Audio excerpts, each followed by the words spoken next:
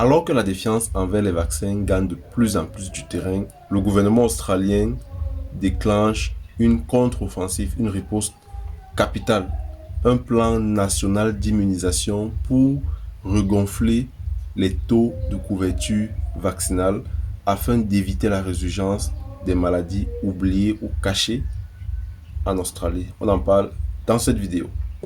Bonjour les amis, bienvenue sur Parlons de santé publique. Ici on parle d'actualité sanitaire, on parle des concepts de santé, on parle de recherche en santé, on parle voilà, de tout ce qui peut te permettre d'apprendre davantage sur la santé publique, que ce soit la politique, les politiques de santé, l'épidémiologie, ok, et tout ce qui concerne la santé publique, on en parle. Donc si tu es intéressé par ces différentes thématiques, tu t'abonnes pour ne rien manquer à chaque fois qu'on publie une nouvelle vidéo. Alors, on vient d'avoir cette information en ce qui concerne la, voilà, les plans d'immunisation que veulent mettre en place certains pays européens, notamment l'Australie. Vous savez, en Australie, il y a eu pendant plusieurs années un bon contrôle des maladies à potentiel épidémique, c'est-à-dire il y avait un plan de surveillance qui était bien établi, il n'y avait pas de résurgence. Mais ces dernières années, on a eu beaucoup de résurgence de certaines maladies et donc le gouvernement australien décide donc de mettre en place ce plan d'immunisation pour s'assurer que voilà, il n'y aura plus de résurgence de certaines maladies. Donc,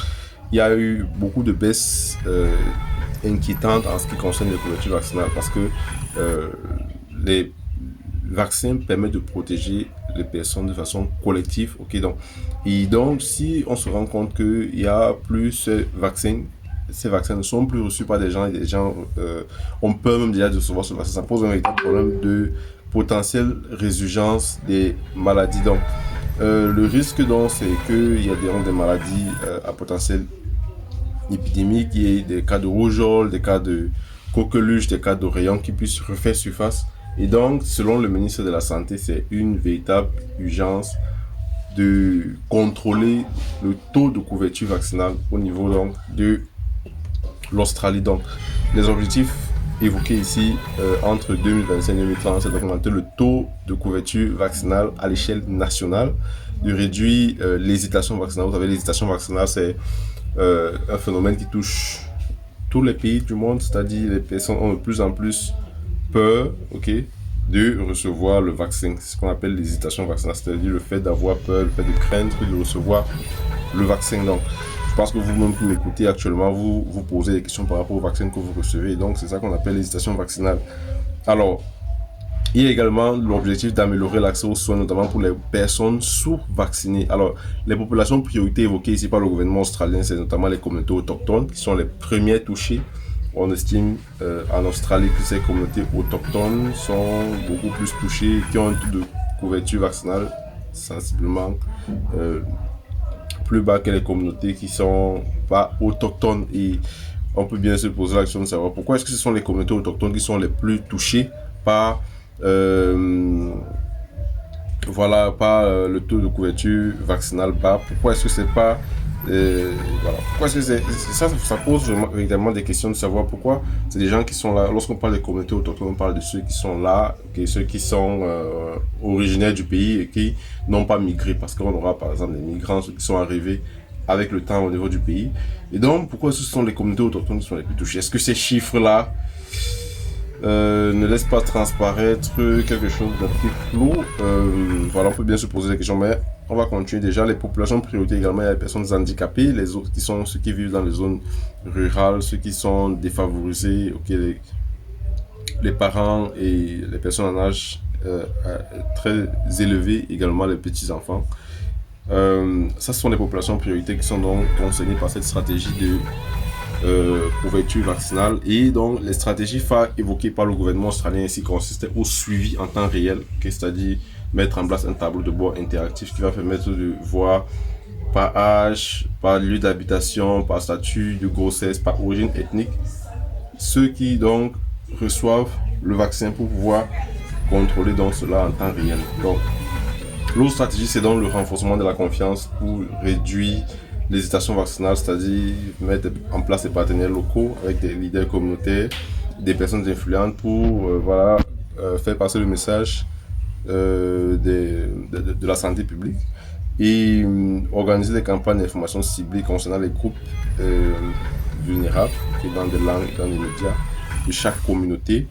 Faciliter également l'accès avec les cliniques mobiles, les créneaux de vaccination en milieu scolaire et des centres communautaires et mettre en place un observatoire des opinions qui va permettre de mettre en place des enquêtes régulières pour déceler, désamorcer les préoccupations de façon régulière. Ça, c'est une bonne stratégie de gestion de l'infodémie. Alors, les dispositifs innovants ici qui sont évoqués par l'Australie, c'est le dashboard public, c'est-à-dire des données actualisées en continu qui permettent d'avoir une transparence totale en ce qui concerne les zones blanches, les zones à combler. Ça permet de mettre en place des actions beaucoup plus rapidement.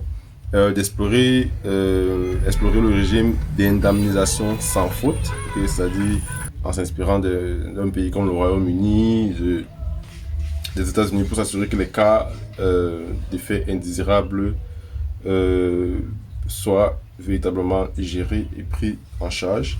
Et mettre en place également une plateforme de suivi personnalisée à travers des SMS, des applications pour pouvoir répondre en temps réel aux préoccupations des personnes. Donc, le gouvernement australien fait savoir que pour s'impliquer, c'est avec les personnels de santé. Donc, il faut adopter le plan national d'immunisation et signaler les différentes difficultés d'accès ou alors les difficultés d'acceptation et donc de travailler avec les différentes communautés, les leaders communautaires et ainsi de suite. Donc, c'est un plan national d'immunisation qui se veut véritablement national, okay? C'est-à-dire couvrir toutes les parties de la population, relever le taux de couverture vaccinale, okay? Et mettre en place les principes d'équité, de transparence. Et voilà, donc c'est assez, c'est assez optimiste de la part du gouvernement australien. Je pense que plusieurs pays font face au même problème d'hésitation vaccinale, de baisse de couverture vaccinale. Mais que ça arrive aussi en Europe, parce qu'on sait que c'est généralement en Afrique que ce phénomène est de plus en plus fréquent. Ça montre que il faut refaire la communication des risques et l'engagement communautaire d'une certaine façon. Ok, c'est vrai que ces principes-là sont mis en place, mais il faudrait véritablement que les autorités locales sachent que toutes ces hésitations vaccinales, ces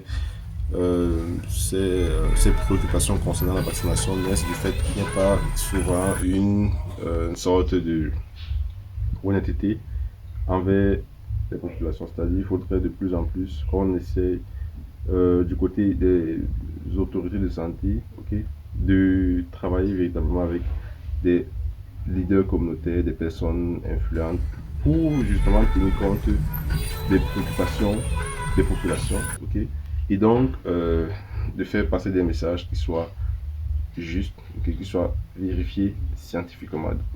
Lorsqu'il y a des déformations de la science, lorsqu'il y a des tentatives de manipulation, généralement cela est détecté, cela amplifie